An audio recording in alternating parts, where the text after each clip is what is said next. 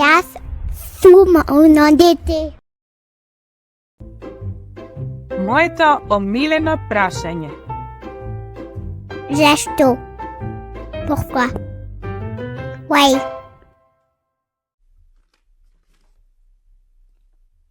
Здраво, деца!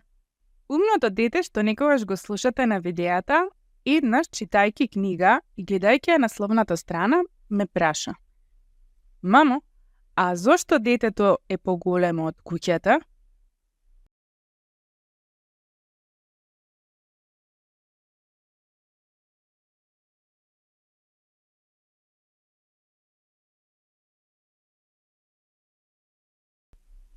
Да, навистина, интересна забелешка. Сигурно на училиште се цртате себе си, родителите и куќата во која живеете. И наставничката бара куќата да биде поголема од луѓето, како во реалниот живот. Па за да може луѓето да влезат во таа куќа, нели? Или пак предмети до детето што всушност се помали од нас, како книги, тетрадки, животни и така натаму. Но ете, некогаш уметникот црта поинаку. А зошто?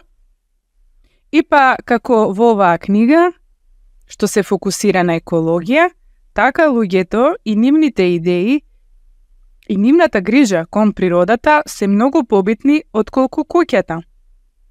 Затоа и птицата е поголема отколку што е реално, како и цвеќињата и пеперутката. Погледајте и како куќата е мала, бидејќи така е економично, не само за девојчето од сликата, туку и за природата.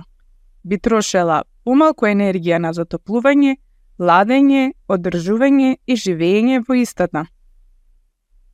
Цртајќи поинаку од реалното, не тера да ги развиваме мозочињата и нашата фантазија, а при тоа и помалку да се забавуваме. Чао, дечиња, до следните видеа на Умно дете. Следете не!